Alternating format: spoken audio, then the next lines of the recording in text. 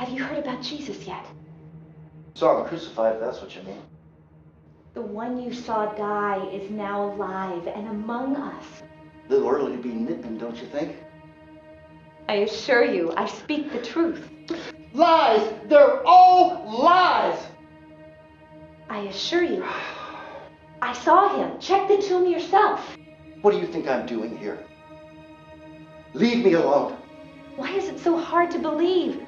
Don't you realize that I spit on him, okay? I spit on him! He can't possibly be the Messiah. Leave me alone! What are you looking at? You heard me. I spit on Jesus.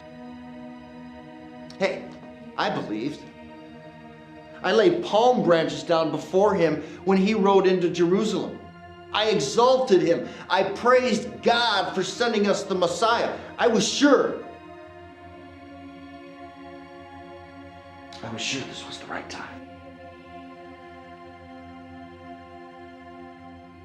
But when I saw Pilate lead out Barabbas and Jesus, I knew he was a fake, a fraud. So did everyone around me.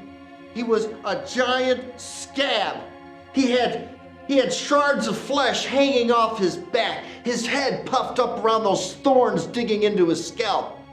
His whole face was puffed up. He was drenched in blood. Come on! Who in their right mind would see him as the Christ? God would never allow his Messiah to go through that kind of punishment.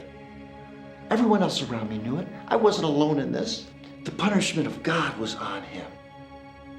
I was furious. All my hopes destroyed, my faith crushed under the weight of this Roman occupation. I was mad. Everyone else around me felt the same way. I wasn't alone in this. It wasn't like I had this one-man crusade. We all felt the same way. We felt betrayed as they led him to Calvary, strapped to that beam. He passed right by us. The anger and the resentment towards this man was pungent. People were screaming, spitting, cursing, yelling. Everyone else spit on him. Why not I? I felt like a fool for having believed in him. I watched his crucifixion from the distance because the mob was just too thick. But then,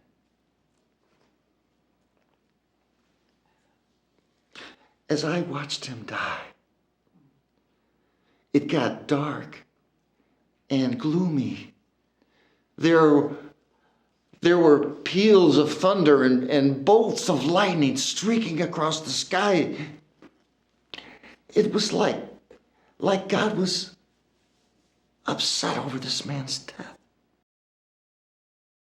And then to hear this rumor that he's alive. I mean, come on. I refuse to go through the rest of my life with that kind of weight and that kind of condemnation. I can't do it. But that is precisely why he died. He died so that you and I could be forgiven. He was God's ransom for us. No more weight, no more condemnation, no more sin. He died to set us free. You don't understand. I didn't offer this man a cup of water. I spit on him in his most extreme suffering. I did worse than that. But I was there when he died. Do you know what some of his last words were?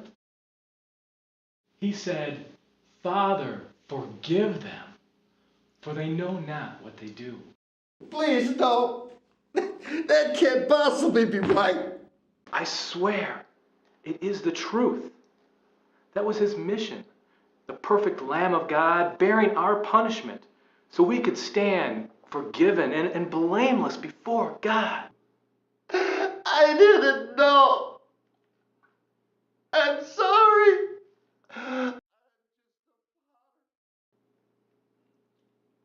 Why?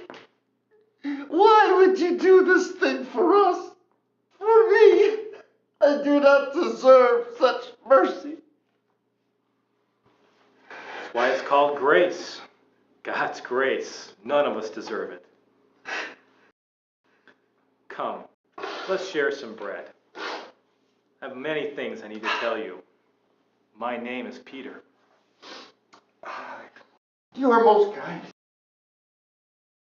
Forgive me. I'm usually not so emotional. It's been a rough week.